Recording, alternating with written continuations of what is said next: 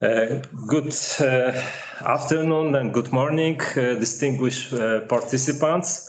My name is Adam Bugajski. I'm chair designate of main committee 2 of the NPT review conference.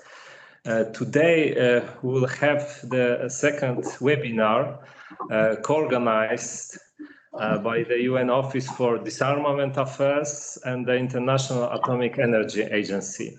This event will provide the opportunity to exchange views and perspectives on the challenges and opportunities for the IAEA safeguards in the 21st century.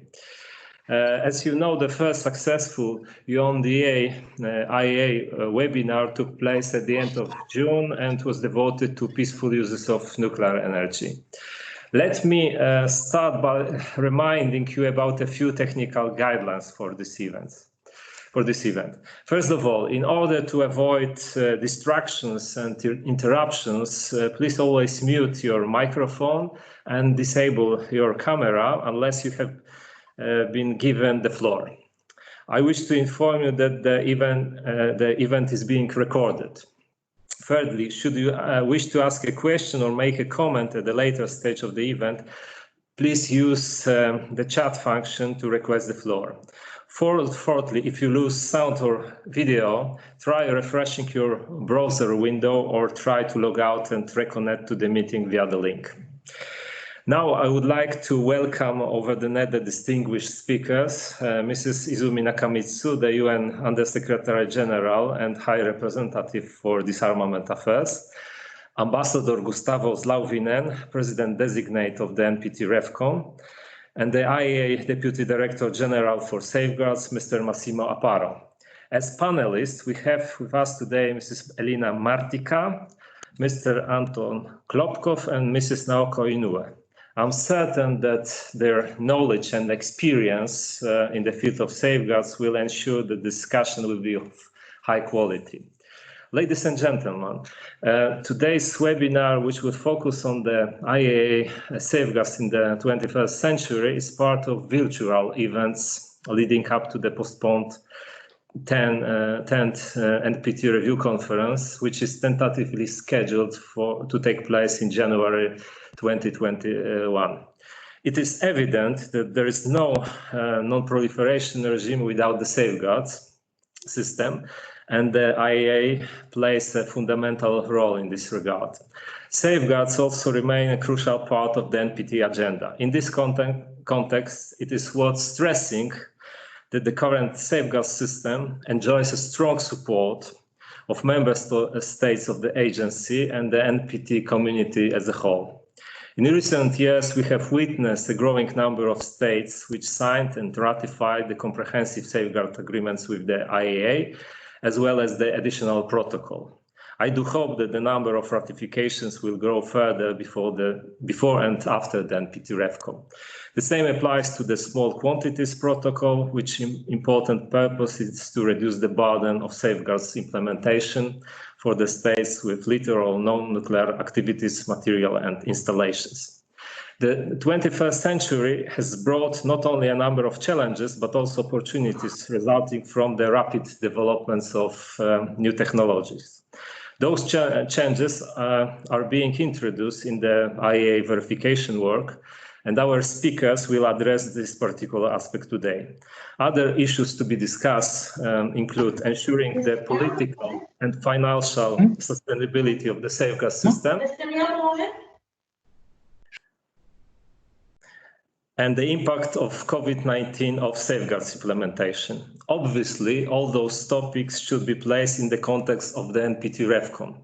I do hope that our participants will provide us with new proposals and suggestions on how the review conference can move some of those processes forward.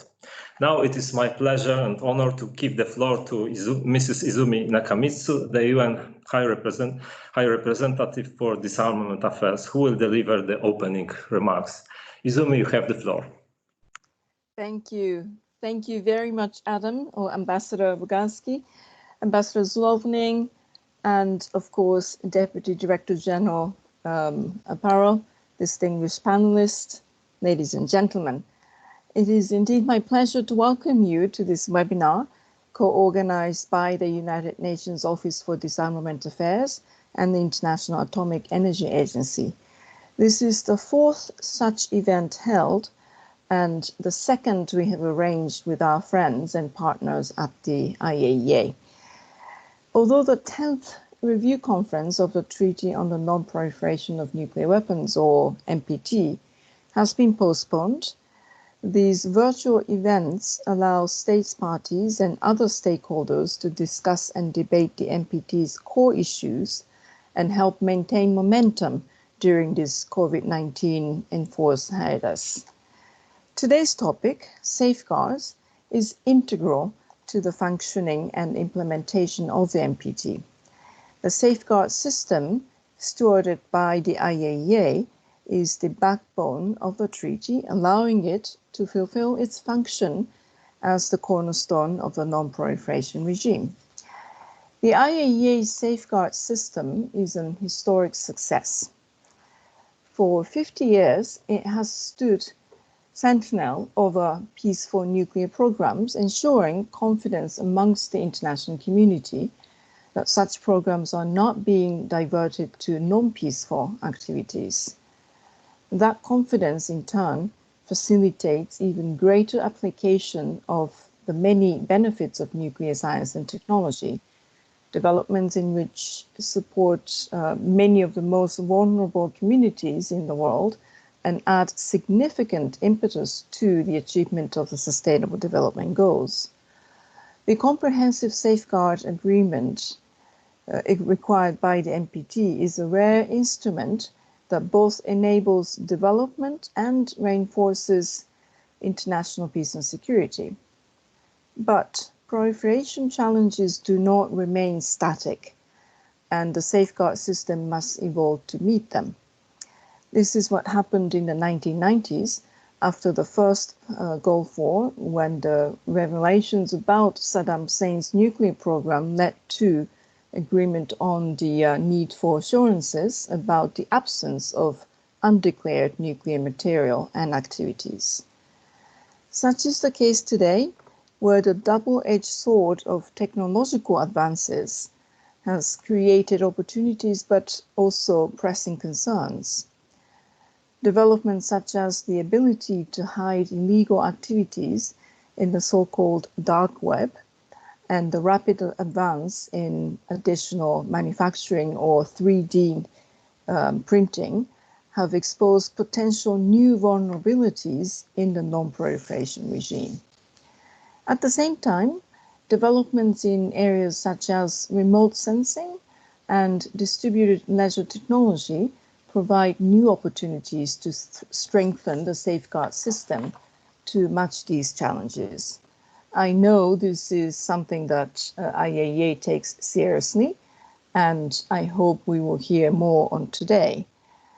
Is already very active in both combating challenges and developing opportunities. As the Secretary General said in his agenda for disarmament, the connection between nuclear disarmament and non-proliferation, and therefore safeguards, is clear. They are two sides of the same coin.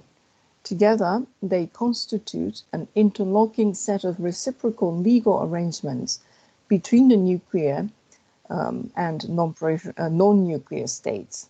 Backward movement on one side will inevitably lead to backward movement on the other. Progress in disarmament requires the preservation and safeguarding of both existing norms against nuclear weapons and their proliferation. The NPT is a grand bargain, with mutually reinforcing pillars of disarmament, non-proliferation, and peaceful uses, all in the service of the treaty's ultimate goal, a world free of nuclear weapons. Weakening of any of these three pillars undermines the treaty and the achievement of this goal. To this end, it is important that the international community ensures the sustainability of the safeguard system in the face of growing roles and responsibilities. I am hopeful that the review conference can play a key role in achieving this outcome, as I hope it can in strengthening all three pillars of the NPT. I thank you very much and looking forward to the discussions today. I wish to thank the High Representative for Disarmament Affairs, Mrs. Izumi Nakamitsu, for her opening remarks and for linking the topic of safeguards with our discussion on implementation and review of the NPT. Now I wish to give the floor to Mr. Deputy Director General for Safeguards, Mr. Massimo Aparo. In the past, he worked as Director General of the Italian company in the area of radiation detection and monitoring in the space, in the European Space Agency and at Italy's National Committee for Nuclear Energy. In the IAEA, Mr. Aparo was also the head of the Iranian task force. Mr. Deputy Director General, you have the floor. Thank you very much, and thank you for the organization of this event. Indeed, this is an important and timely discussion on the future of the agency safeguard in the 21st century. Previous NPT review conference have reaffirmed that the agency is the competent authority responsible for verifying and assuring state parties' compliance with their safeguard agreement concluded in connection with Article 3 of the Non-Proliferation Treaty. I'm honored to share the panel with such distinguished guests, and I'm eager to hear their thoughts and insight. My remarks will be brief. The agency membership continues to grow, as does the global use of nuclear technology and application, with an associated increase in amount of nuclear materials, nuclear facility, and location outside facility in the world. At the same time, globalization and new technology are imposing new challenges to our ability to continue providing credible assurance the states are honoring their safeguard obligation, and particularly challenges to detecting indication of undeclared nuclear material and activity. In this moment, where the global economic situation and financial difficulty faced by many member states, further aggravated by COVID-19 pandemic, it's extremely unlikely that the agency regular budget will grow in line with our expanding responsibilities. This will mean, to borrow a phrase from Director General Grossi, that we will have to do more with less. We have to become more efficient without losing any effectiveness, actually improving our effectiveness in the implementation of safeguards. But this financial constraint should also further stimulate creativity and imagination and make us more agile and responsive. In other words, as we said before, we must identify opportunity in these challenges. To do this, we need to make smart investment in our tools and technology, in our internal processes, and in our staff to help the agency focus our verification effort on the highest priority technical objective for each state. Let me start with technologies and software tools. Technology and software offer promising opportunities to do even more with less. And we can rely in this area on member states' assistance provided through the support programs. For example, one of the more common tasks undertaken by the agency inspectors involves making regular measurements in locations that can be difficult to access and or have elevated radiation level. Those tasks occupy a lot of inspection time. One of the new tools that we have developed in cooperation with the Australian member states support program is a robot mounted with an improved sensor, the improved channel viewing device. This robot autonomously propel itself across the surface of a spent fuel pool, taking clear picture in a shorter time frame. In this way, the robot saves our respective valuable time while they are in the field and allow them to focus on other important in-field verification activity.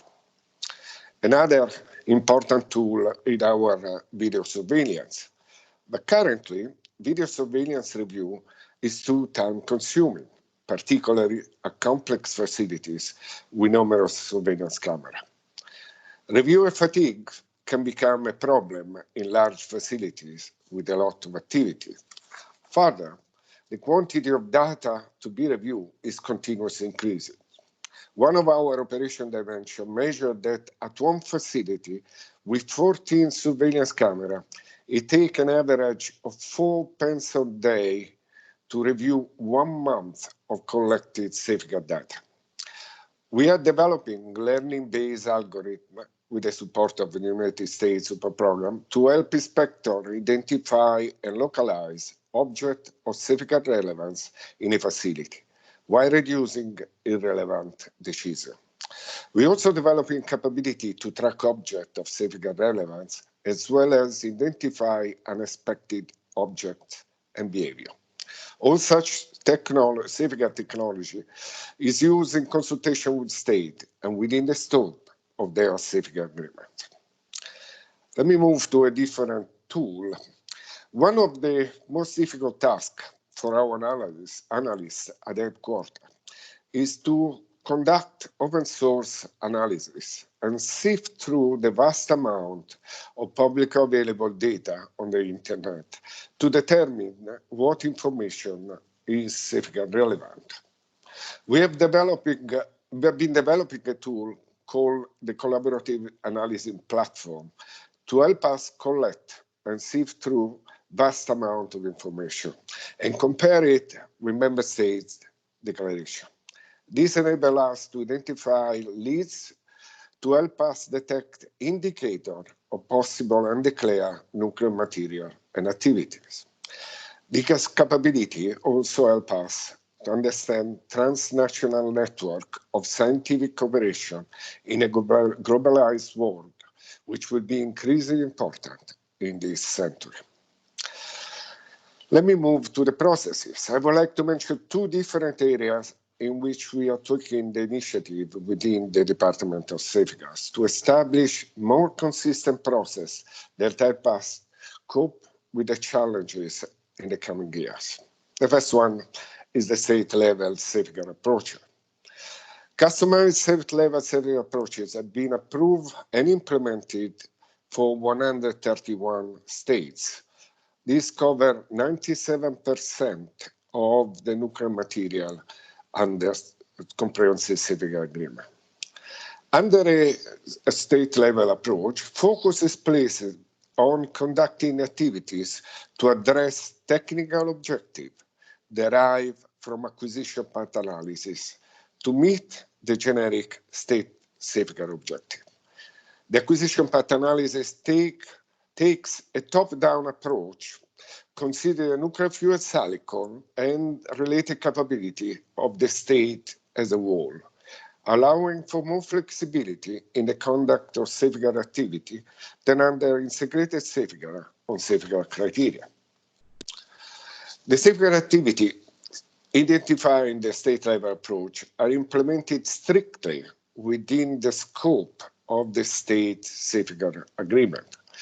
Consultation conducted with the state and regional authority have become more standardized and enable the agency to explore adjustment to the implementation of in-field safeguard measures to strengthen the effectiveness and improve the efficiency of safeguard implementation. State-level approaches allow us to focus our verification effort where it matters most in a state, and we do it in the most efficient way possible. But let me make clear, state-level safeguard approach are not a drastic change from how we have been implementing safeguard for the last several decades. Nuclear material accountancy and its verification in the field remain at core of safeguard implementation, and the frequency and intensity of this activity will not change dramatically with the entering into force of the state-level safeguard approach. But the state-level safeguard approach helps us tweak our traditional approach in small but important ways that will be important in the coming decades. State-level approach allows us to develop tailored safeguards approaches for individual states. This is not a one-size-fits-all system, which can obviously produce inefficiency. Instead, we base the state-level approach on path priorities, reflecting the technical capability of the state and the ongoing state evaluation process. Now, let me move to a different subject, the state authority for accountancy. One of the main areas of difficulties in the safeguard system is the performance of the state system for accounting for and control of nuclear material.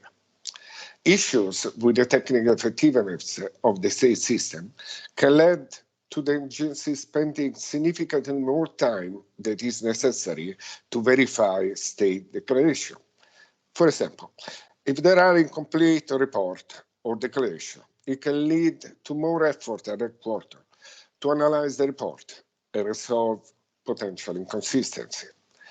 There are a variety of issues we see with the state authority, many of which are reported in the Safeguard Implementation Report each year.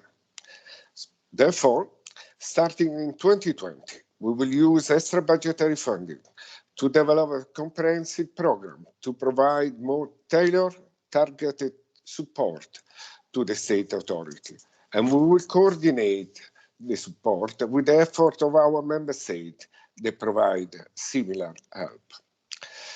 In addition to enhanced support to the state authority, the agency will also be looking to further encourage member states with all small quantity protocol to amend them.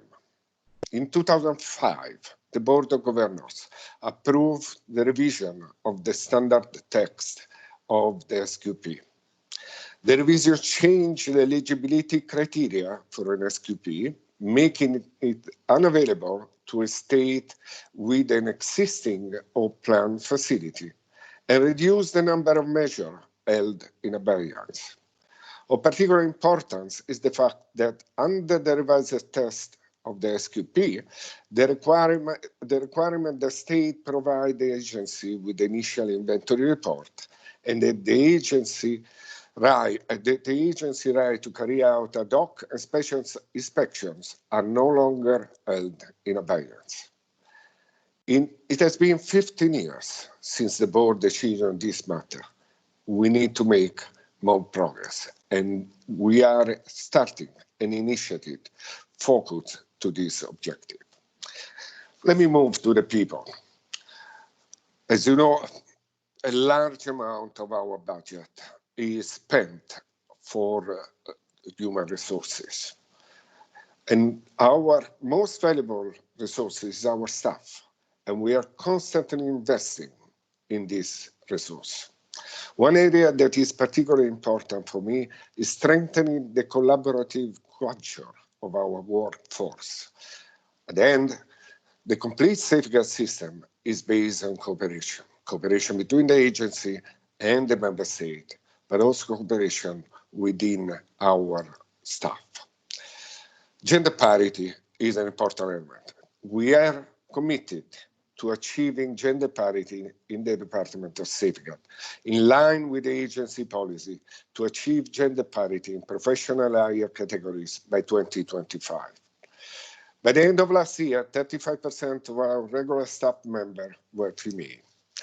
In the professional and higher categories, women represent 23% of the regular staff and 20% of the safeguard inspector in the operation division.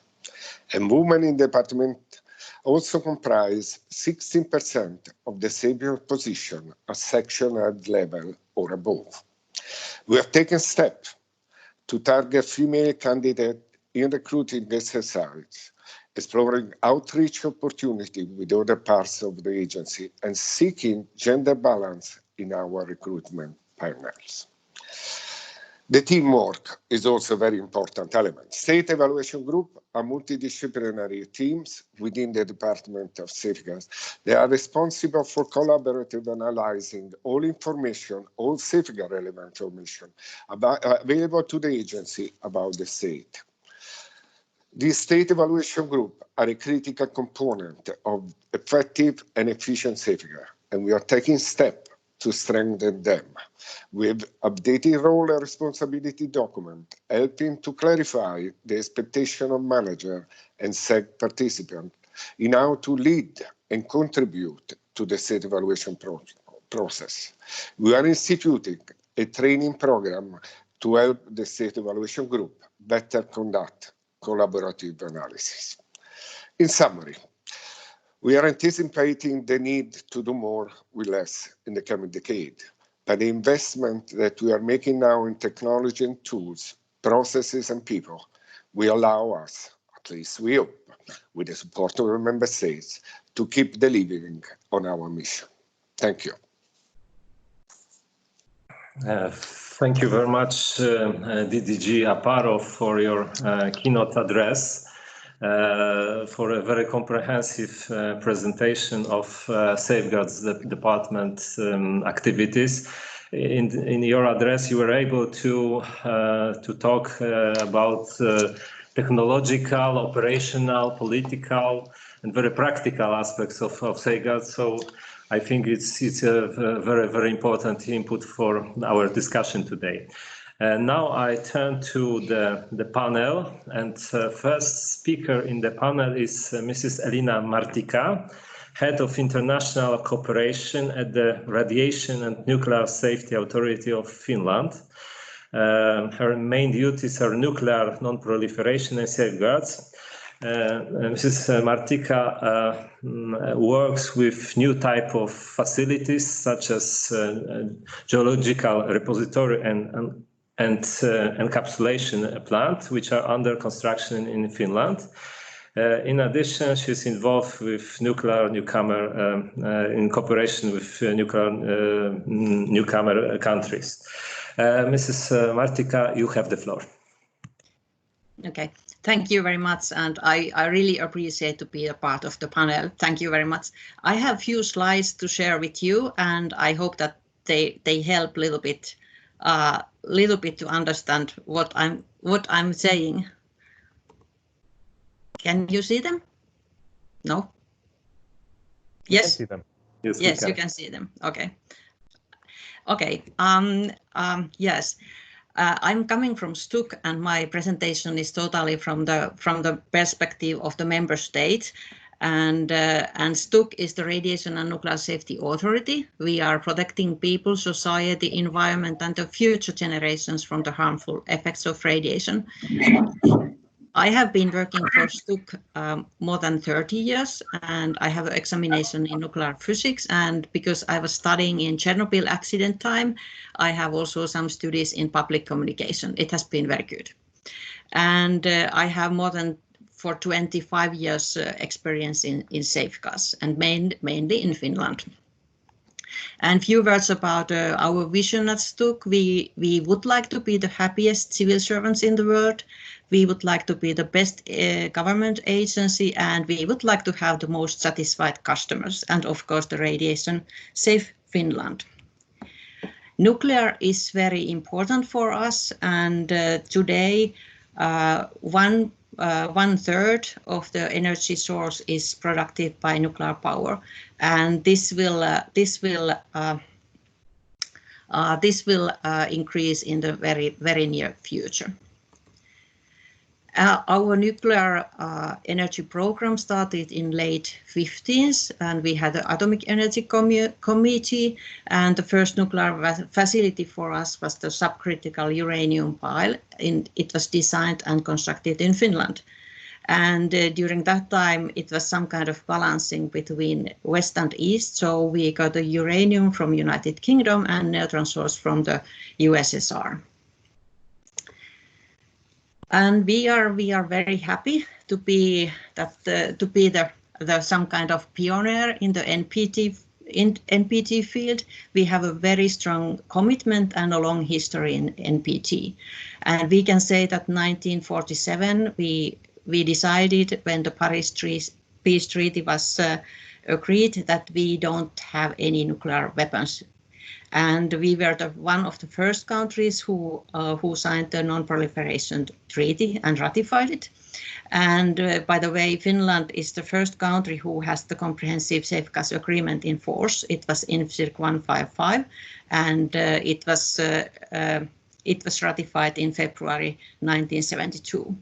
Later, we joined the European Union, and also we got the Euratom Treaty safeguards in Finland.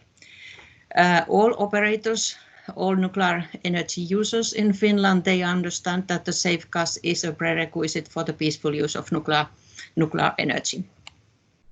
And we are quite happy about the state-level approach.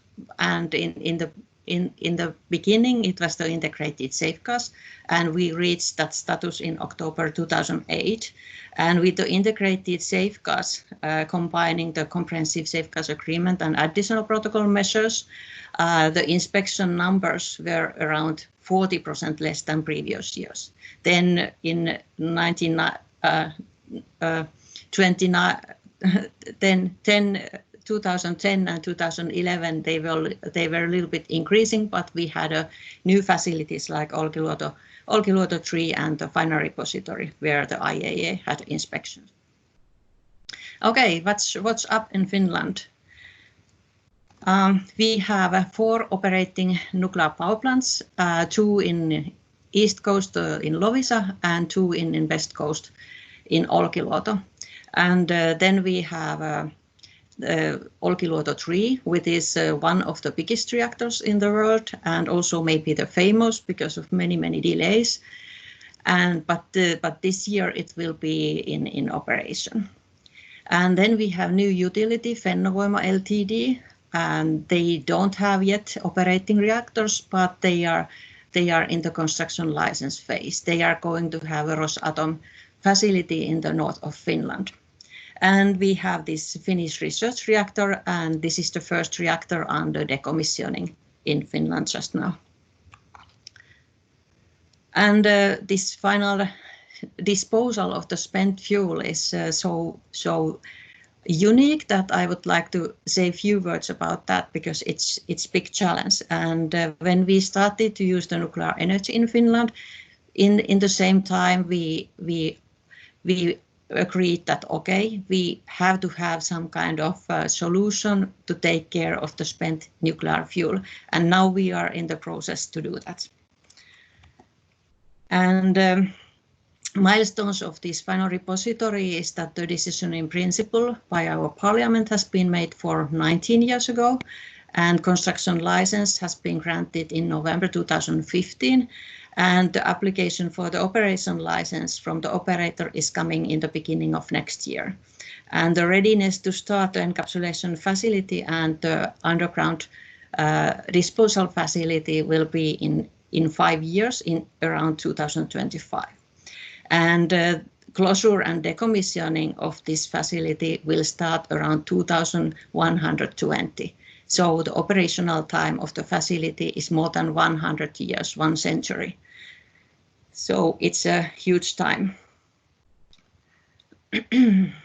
And this is, of course, the challenge for the IAEA safeguards too, because it's the first in the world, and there is no traditional re-verification possibility for the fuel after disposal. And this concept has been discussed in the IAEA member state support program meeting, Sagora and Astor, more than 20 years. And now we are in the practical implementation phase, and together with the IAEA European Commission experts, we have this kind of low-level liaison committee, encapsulation plant geological repository liaison group, and this practical implementation work is done there. And this facility, this final repository is huge for us because huge investment for the IAEA Euratom 2 because it's almost triple the safeguards equipment in Finland. Okay, and how the state can better enable the IAEA effective safeguards implementation. This is few issues I think that it's important. Cooperation and communication.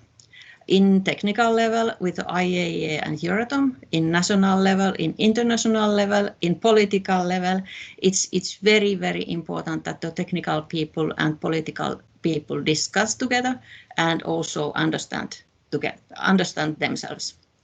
Also, unusual conditions like COVID-19, it's very, very important to cooperate and communicate. My favorite is roles and responsibilities because the NPT is an agreement between the states and the IAEA has a verification role. It states obligation, the right and the responsibility to have knowledge of the nuclear fuel cycle and related activities. In Finland, we have a remote data transmission in all our facilities. STUK has the duty to coordinate the inspection activities in Finland. And also we have the legal obligation to participate to all IAEA safeguards inspections and accesses in Finland.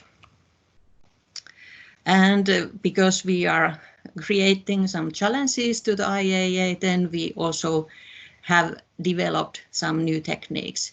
In Finland, it was a decision to make a pin level verification for the spent fuel before the disposal. And together with the IAEA and some other member states, the new tool, so-called passive gamma emission tomography, has been developed for the final repository topics, especially.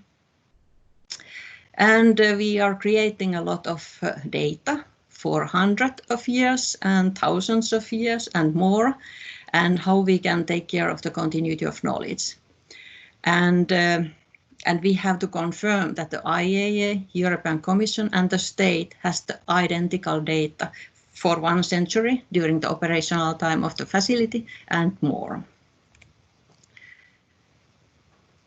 And we are studying the better use of digitalization, and we have carried out the blockchain study, so-called SLAFCA, together with the Stimson Center and University of Australia.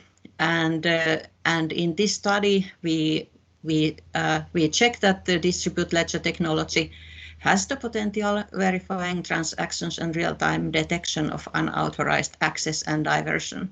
And we hope that this might be some kind of starting point for the state level safeguards activities in the future. And we just prepared the study. It was ready on 13th of March this year, Friday 13th, and we already had a place and time to be reserved that we can present this to the IAEA colleagues. But during that time we were not anymore able to travel to Vienna. But we will travel and present this as soon as possible. This is very promising, I think so. And also when we have new facilities, new type of facilities, future also small modular reactors, also some kind of new methods are important. And in Finland, we have realized that safeguards by design is very good. With Olkiluoto 3, which started the construction in 2004, we really failed with the safeguards by design. But new nuclear power plant Fennovoima, we have done some success, and Fennovoima has included the IAEA safeguards need into the bids.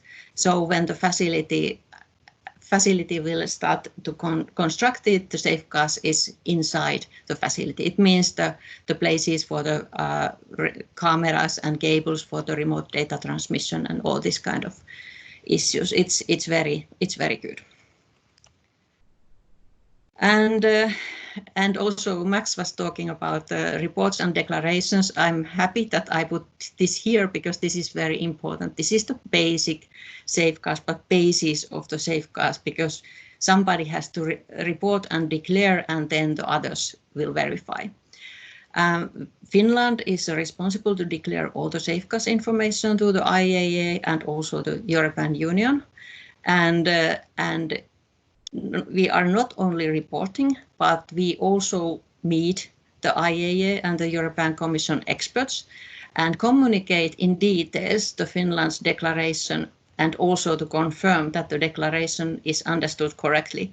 We think that we save at least a few hours or maybe days that we can have the face-to-face discussion about the declaration, what we mean with this and that.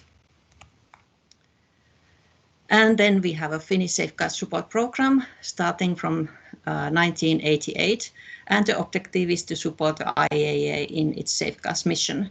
The most important topics for us is the IAEA inspector training and also the newcomers training. And we have also some bilateral cooperation with some Arabic countries and African countries. So it's very good to be a big brother and small brother communication in the safeguards field too. And just now, last week, we have prepared the NPT study, Finland and the nuclear non-proliferation, 50 years of implementing the NPT in Finland. And this will be published in Finnish first, but we are preparing the English translation, and we are ready to publish it in English in September 2020. And the reason we made this study is to understand better the history and what we were thinking when starting the nuclear energy program in late 50s, and what were the steps and milestones, and to better understand our history. And it's very, very important, and I think that very, very interesting also for others than not only Finns. And as a safeguards inspection during the lockdown, and this kind of special circumstances need a special assistance. And when we realized that the IAEA management is worried about how they make inspections, because not so many flights, and the states are locked their borders, we had internal discussions with our border control officers and also the ministries, and then we decided to send a verbal note to the IAEA that how they are able to come to Finland safely and successfully. And then IAEA inspectors came to Finland in the beginning of May, and it was a successful safeguards inspection in Olkiluoto nuclear power plant. Every year we publish a paper implementing nuclear non-proliferation in Finland. If you are interested, you can find it from the web pages. And this is all. I think that it's very, very good to conclude Theodore Roosevelt's statement. And during the this kind of unusual conditions, it's very important to keep contact and to communicate and to cooperate, just to call or just to email and ask how are you. Thank you very much. Thank you very much, Mrs. Martika, thank you for describing the role, responsibilities, and the contribution of the STUK, the Finnish Radiation and Nuclear Safety Authority, to the safeguard system in Finland and beyond. I think everybody took note of Finnish ideas to help the agency in conducting its activities. We took note of your part of your intervention, that you presented Finnish credentials in the NPT context, and also I think it's important the fact that you underlined that safeguard inspections are still possible in spite of these COVID-19 restrictions. And now I turn the floor to Mr. Anton Klopkov, who is the founder and director of the Center for Energy and Security Studies in Moscow, one of the leading Russian think tanks focusing on non-proliferation, arms control, and nuclear energy issues, founded in 2009. Mr. Klopkov is also a member of the advisory board under the Security Council of the Russian Federation. Anton, you have the floor. Thank you, Ambassador Bugaysky. Thank you, Adam. But first of all, I would like to mention that, of course, I will speak in my personal capacity. And I would like to thank the organizers, the UN ODA, the IAEA, for this opportunity to take part in such a timely webinar.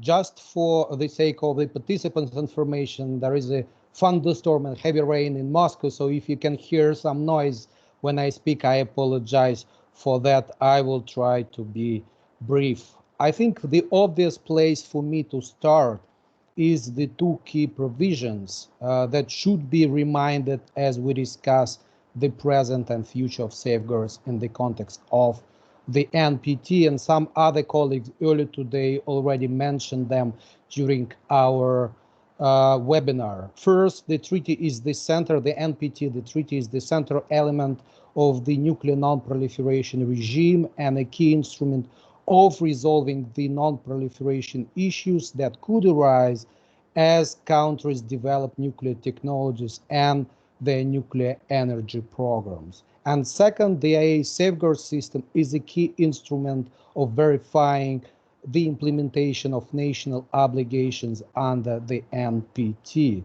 And I believe the accuracy of both these statements is borne out by the negotiations and implementation of the Joint Comprehensive Plan of Action, or JCPOA. Since I have just 10 minutes, let me focus on 5 key bullet points for our discussion today. First, and this argument already been made during our webinar today, it will be important to strengthen the IAEA safeguard system by means of universalization of the additional protocol. Even though joining the AP is voluntary, it is increasingly becoming a universally recognized standard of asserting the state's fulfillment of their non-proliferation obligations. That is why, speaking of the 10th NPT review conference that is tentatively scheduled for January 2021, and speaking of the practical achievements as the conference draws near, an important task from my point of view is to increase the number of states where the protocol is in force. And let us recall that as of February 2020, there were 136 such states. Another 15 have signed it, but it is not yet in force for them. Clearly, there is a room for further progress here. Point number 2. Another important element of strengthening the IAEA safeguard system is to increase the state's confidence in that system. This is especially relevant since the transition from the facility level concept to the state level concept, or SLC, of safeguards is still to be completed. A greater transparency of the IAEA Secretariat work to complete this transition process and a further strengthening of the dialogue process with the states by the IAEA Secretariat would help to increase confidence in IAEA safeguard system among the states. And here I welcome IAEA Director General Rafael Grossi call for a greater transparency of the agency, which he made early December last year. Point number 3, the use of information from open sources, which already been mentioned during our webinar, and third parties in the context of the SLC deserve a separate discussion. Such use is probably inevitable in this day and age with the emergence of new digital information and other technologies.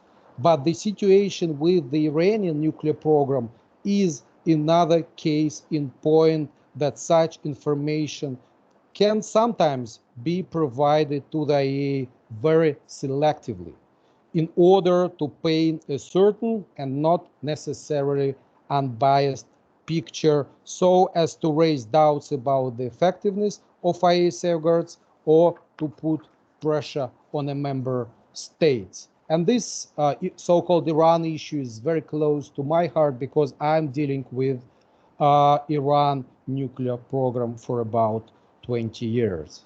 Let me just say that I see all the hallmarks of a selective provision of information to the IAEA by more than one state, as I read in the past and read today that 12-page annex to the report by the Director General on the implementation on IAEA safeguards in Iran, issued in November 2011. I can draw this conclusion because my own archives, which I have been collected from open sources for the past almost 20 years, as I said, have more information on certain issues than that document. And again, this is not the issue of the agency, first of all. This is the issue from my point of view, how selectively the information being provided. A greater transparency about the algorithm used by the Secretariat to process information provided by third parties would help to increase confidence in the IAEA conclusions reached on the basis of such information. Point number 4, speaking of the IAEA safeguards in the 21st century, we have to mention the Korean Peninsula. This is one of the central topics for us at the Center for Energy and Security Studies. Clearly, the key to progress towards denuclearization of the peninsula is a resumption of a regular dialogue. But its temporary absence does not mean there is no need for preparations that could help to implement any early interim agreements once they have been reached. The diplomacy pursued in 2018 and 2019 suggests that such a turn of events cannot be ruled out. And I would like to remind that a comprehensive beyond nuclear complex was on the table, and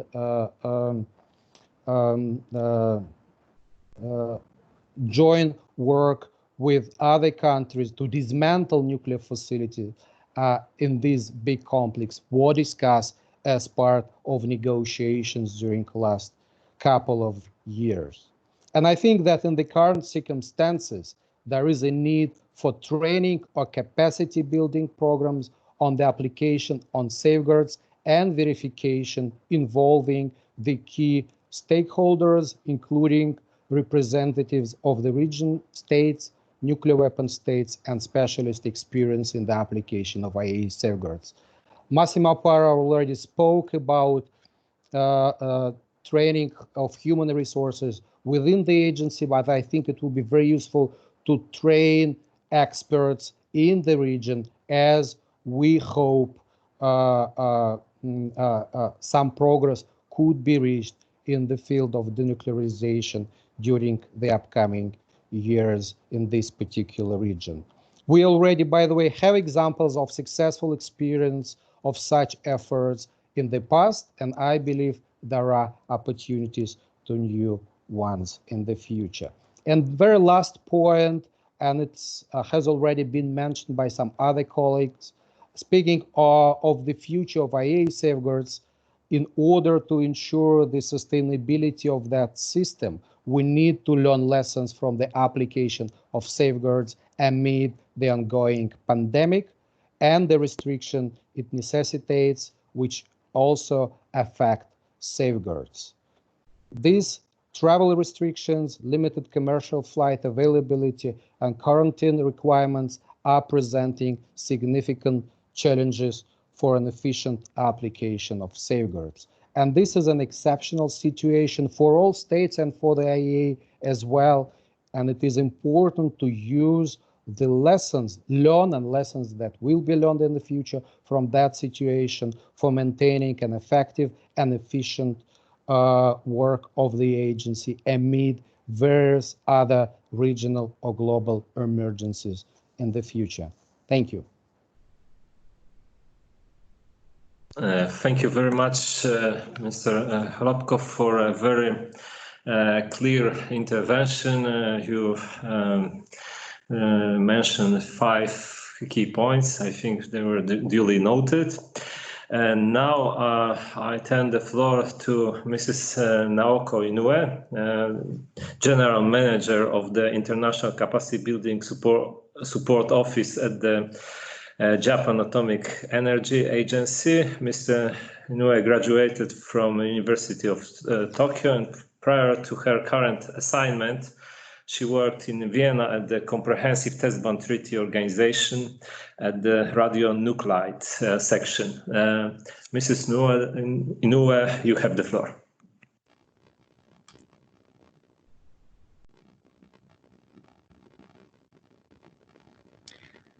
Thank you, Chair. Thank you, Chair, and thank you, Remy, to showing my presentation. And I thank for involving me to this panel. Next, please. So first, let me mention my organization, IACN JAEA, and IACN Capacity Building Support that I am currently in charge. Then I will be back to today's key topics, and I will try to shorten my presentation too. Next, please. Next, please. Okay, thank you. So the IACN stands for Integrated Support Center for Nuclear Non-Proliferation and Nuclear Security, was established in December 2010 under Japan Atomic Energy Agency, JAEA, as the commitment of Japan's national statement at 2010 Nuclear Security Summit in order to contribute strengthening nuclear security in Asia, improvement for global nuclear security by implementing human resource development programs, development technology related to measurement and the detection of nuclear material, nuclear forensics, based on international cooperation. Next, please. The JAEA conducts a very wide range of nuclear research, from basic research to advanced reactor development and decommissioning. Please click. Thank you. The IACN builds on the knowledge and experience of this JAEA. Next, please. One of the achievements of IACN in the past decades is the non-destructive assay technology applying active neutron gamma measurement. This method is aiming the detection and measurement of nuclear material in heavy shield, such as transport cargo, or any high radiation background, such as... Mrs. Inoue, sorry to interrupt you, but the quality of the voice is quite bad. So not everybody can listen to you and hear each and every word you are saying. I don't know whether somebody can help us with technical issues. I'm so sorry for that. Can you hear me clearly? Not very clearly. Perhaps if you disable your video, the audio will improve. Okay. Howard, can you hear me better? It's okay. Perhaps we can try like this. Okay. We'll almost try to. Okay, let me try to speak slowly, and I will try to make another microphone when it's ready.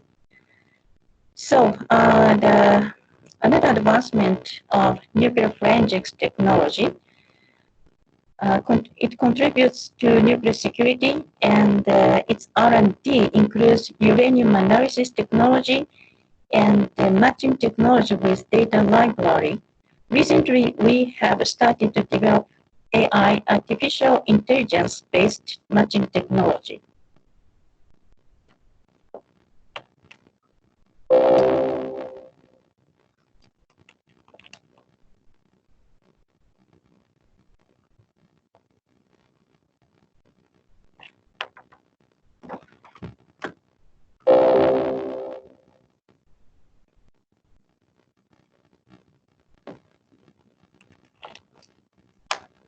Sorry for disrupting. Next slide, please. Thank you. Another achievement is capacity building support. We provide 3 categories of trainings: Safeguards and SASSC course, standing for State System of Accounting for and Control of Nuclear Material, Nuclear Security course. Sorry once again, because it has not improved. Can you put off your headset? Maybe it will help us to listen to your intervention, because it's hardly understandable. Okay, I take off my headset right now.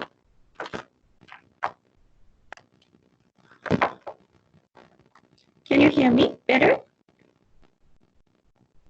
Unfortunately, it's not better. I would ask you to try reconnect again, and we will come back to you in a few minutes. And now I will give the floor to Ambassador Gustavo Zlauvinen, if that's okay for you. Right. I changed the microphone. Could you hear me now? No. No. That's too bad. Okay, I will reconnect. Yeah, that's I think the best solution. Now I give the floor to Ambassador Gustavo Zlauvinen, the president designate of the review conference of the NPT. Mr. Ambassador, you have the floor. Thank you, Adam. Thank you, Matt, and thank you for moderating this very important webinar. High Representative Nakamitsu, DDG Massimo Aparo, Excellencies, distinguished delegates, ladies and gentlemen. It is a pleasure to participate in today's virtual event. And I want to thank the UN Office for the Disarmament Affairs and the International Atomic Energy Agency for co-organizing this thought-provoking webinar. Since the NPT's entry into force 50 years ago, safeguards have been the glue that has held the treaty together. This is because safeguards provide the most obvious and tangible security benefits for state parties to the NPT. The verifiable knowledge that the peaceful uses of nuclear energy are not being diverted to nuclear weapons programs. That the NPT's safeguards are monitored by the IAEA, whose impartiality and technical expertise are above reproach, only enhances those benefits. As we have heard today, the non-proliferation assurances provided by the safeguard system also facilitates the third pillar of the NPT, which is access to nuclear science and technology, the positive applications of which are a bond to so many of the world's peoples, including through fighting this terrible COVID-19 pandemic that continues to sow misery in so many countries. So for 50 years now, the safeguard system has held strong. 175 countries have adopted comprehensive safeguards agreements, and every country that does so bolsters our shared international and national security. I have no doubt that such success is beyond even what the drafters of the NPT could have foreseen 5 decades ago. But as we approach the 10th review conference, we must make sure that these gains are not taken for granted. In today's ongoing technological revolution, many new or evolving technologies face the same dilemma that precipitated the creation of the nuclear safeguard system: how to facilitate extraordinary benefits while mitigating possible dangers. Technological developments have exposed potential vulnerabilities in the non-proliferation regime, but as has been highlighted by our panelists today, they also provide many opportunities to strengthen the NPT so that it remains fit for purpose as the cornerstone of the disarmament and the non-proliferation regime, while ensuring the benefits of the peaceful uses of nuclear energy and a pillar of international peace and security. My role as President-designate of the 10th NPT Review Conference is to facilitate a balanced outcome that strengthens implementation of the treaties across all three of its pillars: disarmament, non-proliferation, and the peaceful uses of nuclear energy.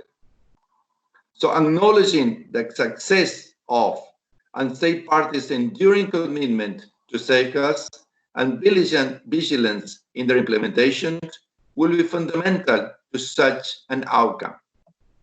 This is in the interest of all NPT state parties.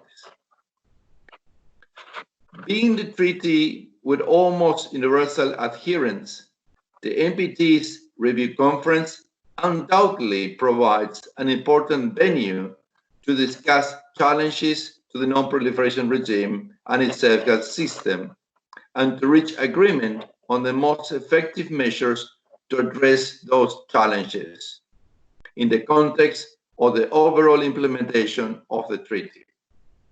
It is also the appropriate venue for discussions by experts on opportunities for how emerging opportunities, including those presented by technology, can be exploited. More broadly, the Review Conference is also the appropriate place for all state parties to reaffirm the support for the IAEA and its management of the safeguard system and their commitment to ensuring that the system is supported both politically and financially. This is especially important given the increasing expansion of the peaceful uses of nuclear energy and its applications for energy, health, agriculture, drinking water, protection of fisheries, understanding climate change and oceans, and many others, and thus helping realizing the 2030 Sustainable Development Goals. Our expert panelists today have demonstrated why we need events such as this webinar. They have provided insights and ideas that I hope can help form the genesis of the discussions and the basis of the agreements that we will need at the 10th Review Conference. So I look forward to working with you all as we seek to strengthen the NPT and its backbone, the safeguard system. And I thank you.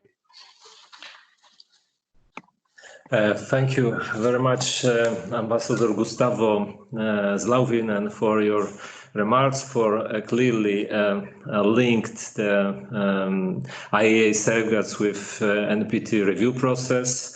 Thank you for your very clear insights of what can be done and which areas state parties should focus on. Now I will try again to give the floor to Mrs. Naoko Inoue to continue with the panel. Mrs. Inoue, you have the floor. Thank you very much again. I hope you can hear me better. It's much better, definitely. Thank you very much. Thank you. Okay. The capacity building support. So we conducted 182 training courses in previous 9 years, and we got more than 4,600 participants from 99 countries. Next, please. Next, please. So the features of our capacity building support programs. We provide multilateral, bilateral format both, and needs-oriented approach is another feature of our programs. And we designed the training program differently for each target participant. Next, please. And the main feature of the course is the combination of various training methods and tools, lectures, group exercises, virtual reality system, and using JAEA facilities like reprocessing plant training, and reporting exercise using research reactors. And the visit to Hiroshima and Nagasaki reaffirmed the participants' strong commitment to nuclear non-proliferation. Next, please. Next two slides just showing the examples of a program supporting IAEA safeguards. I would like to highlight we host IAEA international training course, and we hold IACN regional training course on SSAC and safeguards annually basis. And also non-destructive asset training, we conduct this also annual basis. And also, I would like to highlight, we support IAEA inspectors under Japanese support program, JASPAS. We conduct annual training course on safeguards in various scales of reprocessing plant, and the inspectors can learn diversion indicators. Next, please. Just a couple of examples of the bilateral cooperation. I should highlight we conducted the 2 safeguards implementation trainings for Iran, supporting JCPOA. And next, please. And for the globalization, I would say we can turn COVID-19 challenges into opportunities. Next, please. Sustainable capacity building is crucial for IAEA safeguards for both inspectorate and the member states, including facility operators. COVID-19 seriously impacts in implementing of traditional in-person type trainings. Then IACN is now working on developing online training courses. However, the motivation was not only the impact of COVID-19, but also other security and financial reasons that prevented the selected nominees from traveling to Japan to participate in the event. In addition, not all nominees are selected because of their course capacity, and we also experienced that the knowledge level of selected participants are varied. Currently, the 2 online trainings are under development, including SSAC regional training supported by the IAEA. Next, please. Online course is designed as a combination of self-learning and virtual classroom, and we see the potential to support more effective and efficient learning. Incorporating new training tools that apply common technologies, such as virtual tour and virtual reality modules, can enhance the effectiveness of training. Online training gives you the opportunity to develop a variety of training that matches their needs. For example, making the online introductory course as a prerequisite for in-person training participation, and making the in-person course focuses on advanced topics, mainly consisting of intensive exercises and hands-on trainings.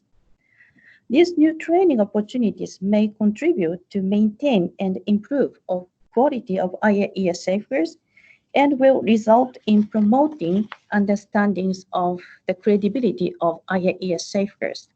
Next, please. And next, please, too. So one of the technological opportunities for IAEA safeguards is, I would say, technologies for remote inspection. This could be done through the effective use of remote monitoring and unattended verification. Remote sensing using satellite imagery and MEO measurement are also possible technologies. Expanding the remote inspection would also reduce the infection risk and inspection costs. Effective use of SSAC or RSAC resources and findings may also reduce the inspection cost. In the long term, the application of AI would be a key technology that can be applied to all of the above. Next, please. This view graph shows fresh fuel handling route and safeguards equipment of Monju reactor. We have experience in developing and implementing those remote monitoring and unattended verification system in cooperation with U.S. Los Alamos Laboratory and IAEA. Next, please. So as a conclusion and the last key topic, what can be done to ensure the political and financial support for IAEA safeguards? Online training would make an opportunity for more divers to promote understandings of the credibility of IAEA safeguards, which in turn will support IAEA safeguards. And remote monitoring and unattended verification are existing example of technologies that could be applied to remote inspection. Technologies with the potential for remote inspection are promising. SSAC and RSAC are existing systems. There may be many other existing systems in place. It is worth to do utilizing existing systems to improve effectiveness and efficiency. AI is related to all of these technologies. In the long term, AI will be a key technology. NPT signatories need to reaffirm their obligation and implement them in good faith. It is important to deepen understanding of safeguards through capacity building and to make IAEA safeguards more acceptable through technology development. Thank you very much. Thank you, Mrs. Inoue, for presenting the work of the Japanese Atomic Energy Agency and its contribution to safeguard system. Also, I think your last slide was very pertinent to our topic. You underline how we can ensure political and financial support for the IAEA safeguard system. And now I have the opportunity to open last part of our webinar, question and comments phase. Maybe I will first describe a few guidelines for this part. Firstly, participants who wish to speak should indicate it in the chat. Please unmute and turn on your camera when speaking, and then mute again afterwards. Participants are asked to limit their intervention to about 45 minutes, no longer than 1 minute. With these suggestions, first speaker on my list is Amir Nasir from Malaysia. Thank you, Mr. Adam Bugaiski, USD Nakamitsu, Mr. President Designate, all the speakers. It's fascinating to hear how the speakers outline in technical and interesting ways the work of the IAEA safeguards. I wish to refer to the comment made by Mr. Massimo at the start when he mentioned about doing more with less and various forms of collaboration. One question that I have is, as a layman on the topic, I wish to better understand the overall correlation between the global pandemic and the new normal with the work of the safeguards that we have around the world. One potentially is the financial cost that will be more if we want to do the same amount of work compared to before the pandemic. And second is perhaps the technical and groundwork of safeguards will be a lot more challenging because our environment will have the dimension of the pandemic now. So I wish to hear any thoughts and comments by the speakers. How do they foresee the work of the safeguards in the immediate future will be different and challenging, and how can we pay more attention to that? Thank you, Ambassador Bugaiski. Thank you very much. Now I give the floor to Mr. Bob Einhorn. He posted a few questions on the chat, but I think he can pose them to all participants as well. Adam, thank you very much for giving me the floor. it occurred to me an innovation for the future review conference might be to commission, call for a study of various topics. And because we're talking about IAEA safeguards today, perhaps the RevCon could commission a study relevant to IAEA safeguards. One suggestion is to have either government experts or non-governmental experts or a combination of the two look into the implications, both positive and negative, of new technologies for the future of the IAEA safeguard system. The agency, we've heard from Max about the agency's efforts to employ these new technologies, but it might be also useful to have experts outside the IAEA system to look at the future of new technologies for the IAEA safeguard system. Thank you, Adam, for giving me the floor. Thank you very much, Bob, for your intervention, for your suggestion and question. And now I give the floor to Mr. Bassem Hassan of Egypt. Sir, you have the floor. Thank you, Ambassador Bugajski. I would like to express our appreciation to UNODA and the IAEA for organizing this timely discussion. I would also like to thank all speakers for their very informative presentations. Of course, we fully agree that the IAEA safeguard system represents the backbone of the NPT through verifying compliance with both non-proliferation and disarmament obligations. When we discuss the IAEA safeguards in the NPT review conference context, there are three essential considerations that must be taken into account. First, we need to remind ourselves that the IAEA safeguard system, which precedes or predates the NPT, has proven to be very adaptive and effective. It is designed to detect the diversion of nuclear materials from peaceful uses regardless of the technological path that a certain state that implements a comprehensive safeguards agreement would choose to develop nuclear weapons. Second, the safeguards regime, in my view, was indeed quite dynamic. It managed to effectively cope with the developments in the nuclear field, and it has been subject to continuous and significant improvements, including the introduction of new methods such as environmental sampling, satellite imagery, enhanced design information verification, and the introduction of the state-level concept.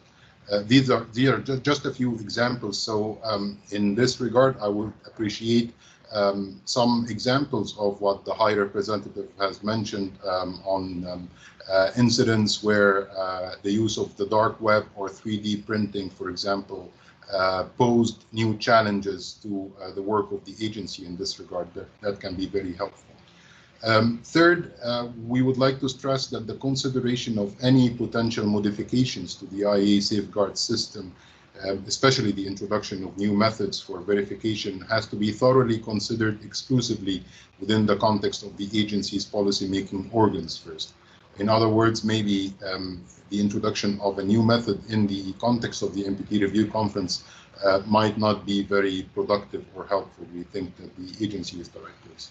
Last, I would like to touch upon the very important elements that Mr. Aparo referred to on the role of artificial intelligence and other information and telecommunication technologies in the area of safeguards. Of course, we acknowledge that they can enhance the efficiency of the safeguard system very well, but it would be very helpful to hear from him what the agency is doing to ensure that when these methods are implemented, the confidentiality and integrity of the safeguards information is preserved, and also ensuring maintaining human control over any possible algorithm or software, because I think human control essentially is the main guarantee on the effectiveness and integrity of the conclusions of the agency.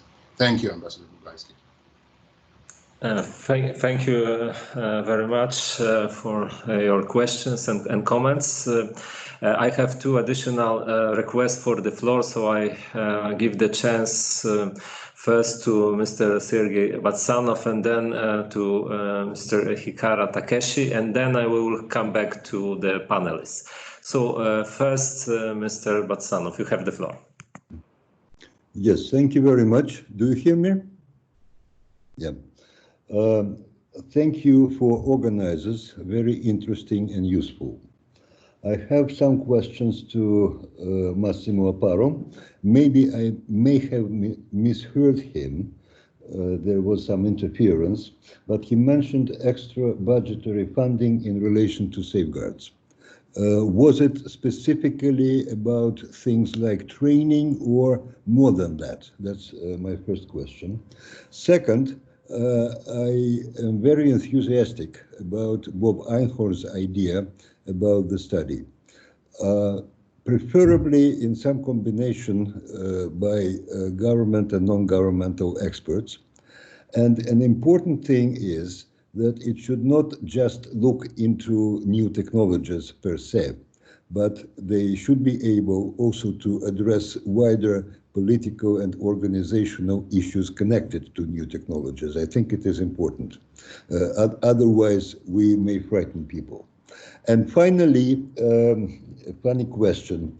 I don't know how Massimo Aparo might react. He mentioned robots. The question is, when do you think you would have robots to perform safeguards functions to be sent to the moon and to Mars? Thank you. Thank you very much for those questions. And now I give the floor to Mr. Hikara Takeshi. Thank you very much, Ambassador Bogaski. Can you hear me? Thank you. Thank you so much for chairing this important seminar. And thank you so much for giving me the microphone. I also would like to thank all the relevant staff of the IAEA and the UNODC for organizing this seminar. As the Ambassador Slavinen mentioned, the technological innovation is a kind of double-edged sword vis-à-vis the safeguard system. And in this sense, I would like to highly commend the continued effort of the IAEA Secretariat to strengthen the safeguard measures based upon the technological development.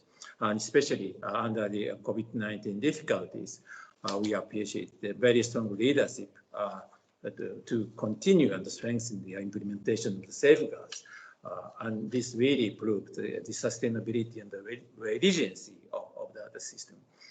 And in this context, I think this pandemic situation is a very good occasion to understand how important, how large the benefit of the nuclear technology utilization for a wider member of the international society, of course, the member states and everybody. So I think we should make most of this occasion and momentum to understand, to spread the understanding that the effective implementation of safeguard is a guarantor and the facilitator of the strength and the use of the nuclear technology.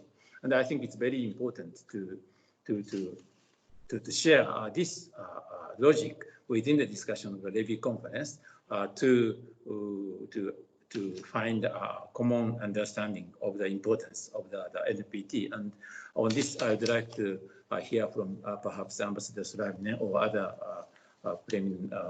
prominent participants of this seminar, how we can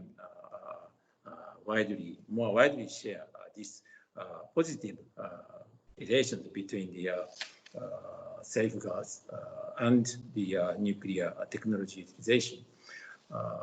And as far as we are concerned, we have been contributing to the strengthening of the safeguard system on both ends.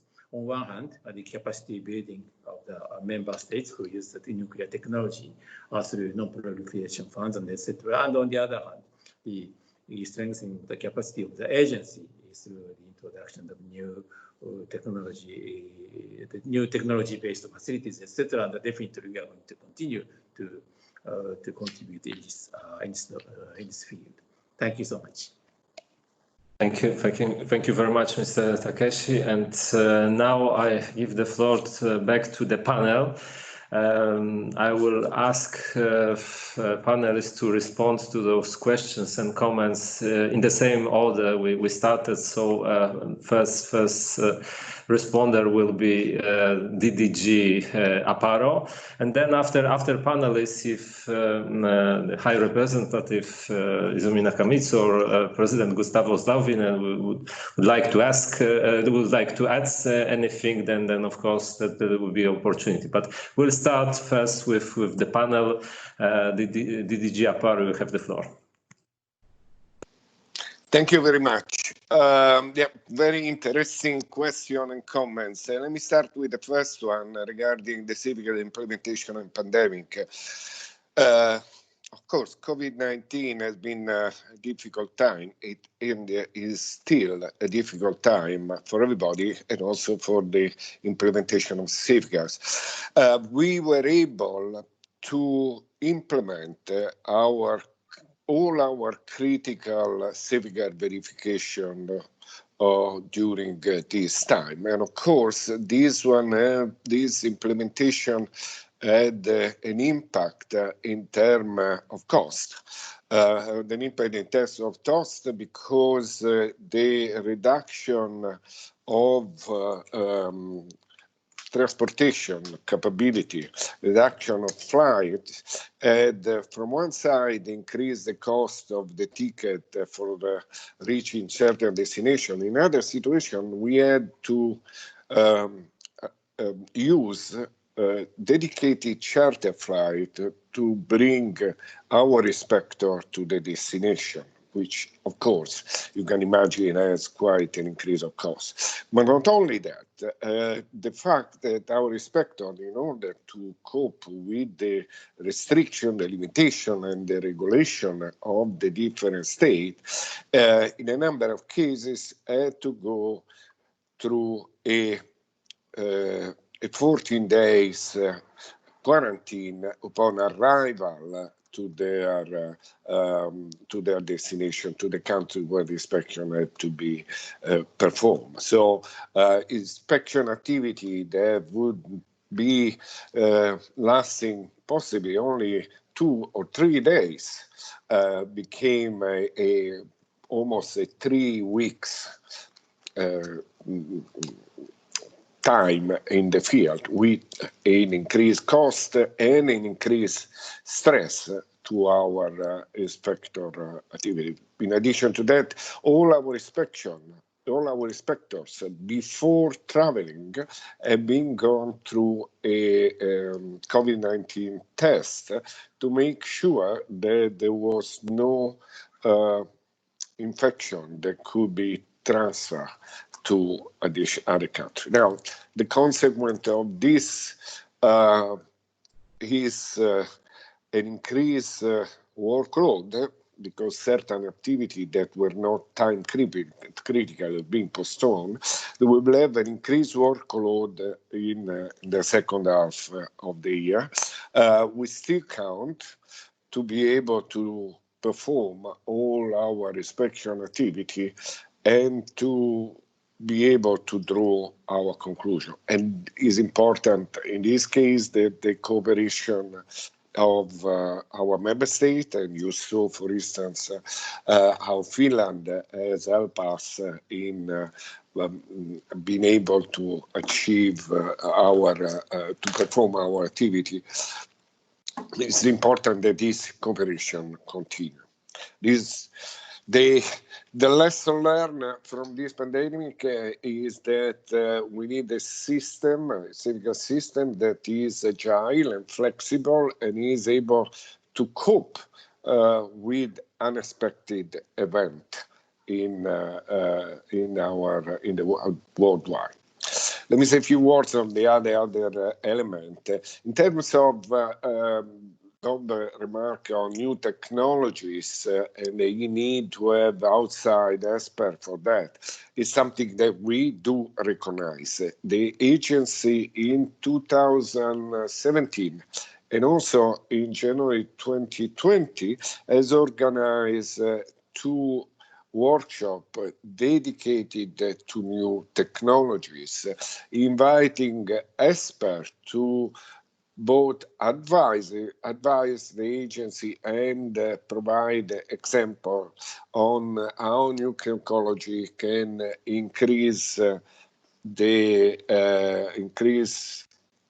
become a challenge from one side, or on the other side can increase our efficiency in implementing safeguards. And we will continue to look from outside experts to help us in identify, understand, develop new technology. If I can continue on some other of the element, dark web and 3D printing. Well, as of now, we didn't yet identify any element that had an immediate impact on our safeguard implementation because of these two elements. But definitely 3D printing provide capability that before require a much higher technological advancement, and therefore can increase the possibility of undeclared nuclear activity. Dark web is a very obscure network and could be used to transfer technologies or even nuclear material without being easily detected. I want also to stress what I said, because it was a comment of my remark on artificial intelligence. Artificial intelligence is something that we are analyzing only in relation at the moment, in relation to the review of surveillance data. We collect a large amount of surveillance data, and as I said before, our inspectors spend hours, days in looking through all this data. The artificial intelligence could identify certain movement, could identify certain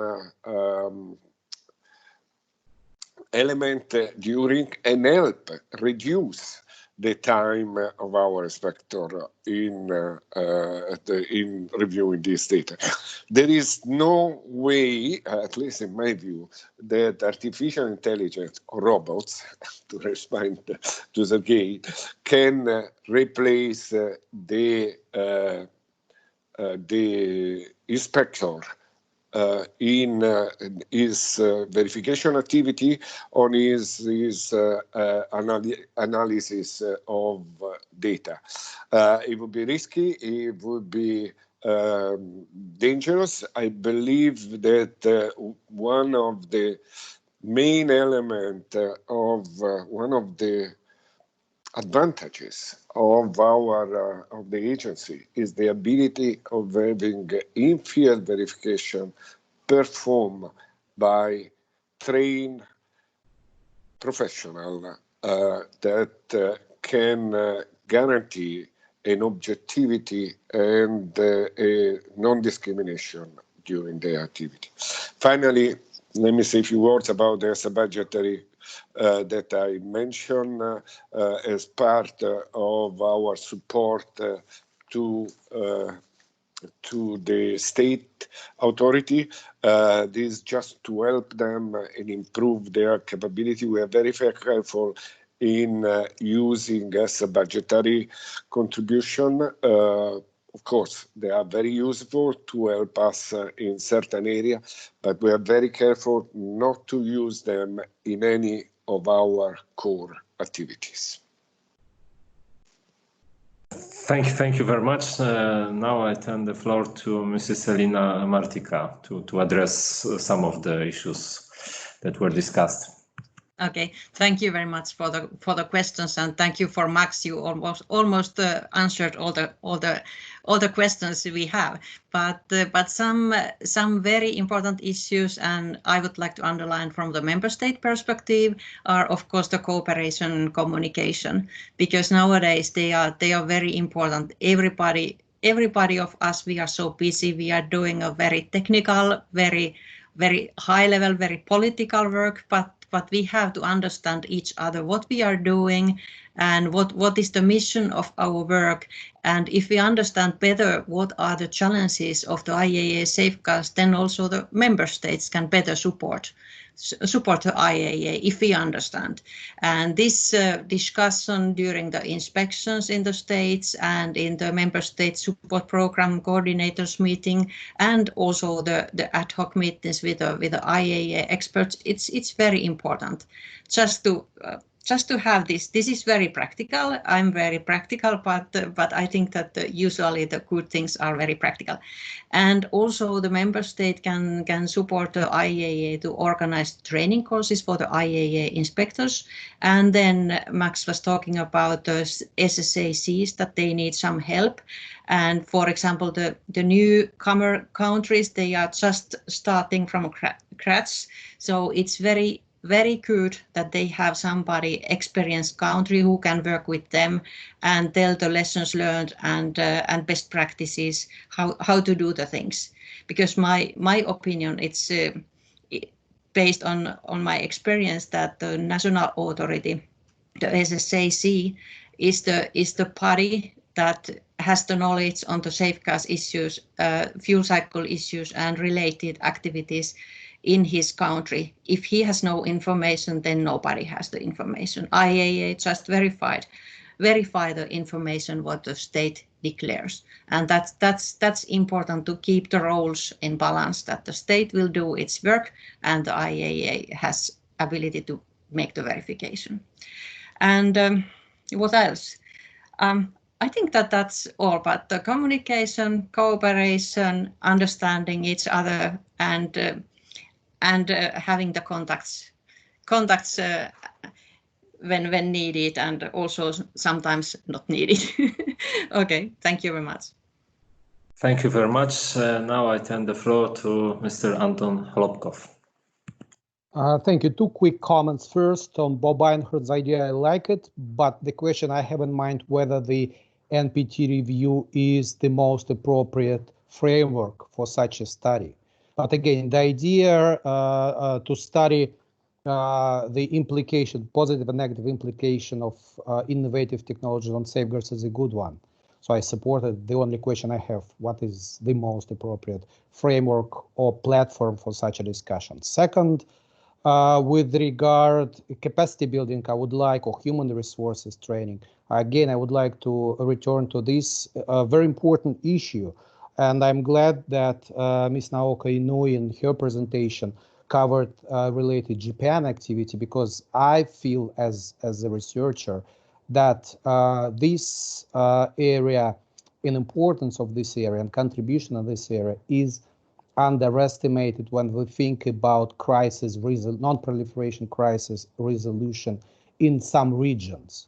And here it's not so much about, again, IAEA, but about experts in the region, for example, Korean Peninsula, which I mentioned in my presentation. I do believe there are some opportunities to engage all countries in this activity in the region. Thank you. Thank you very much for your responses. And then I give the floor to Mrs. Naoka Inoue.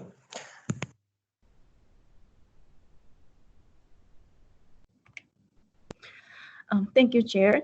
And I would like to support what Ms.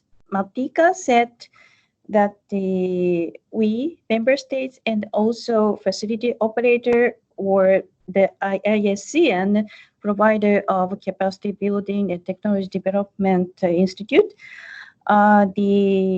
once we understand what the needs of IAEA, we are happy to support IAEA. So the communication to understand the needs of IAEA, and another communication that IAEA understands what we have will encourage will promote the better cooperation. And the capacity building point of view, thank you, Mr.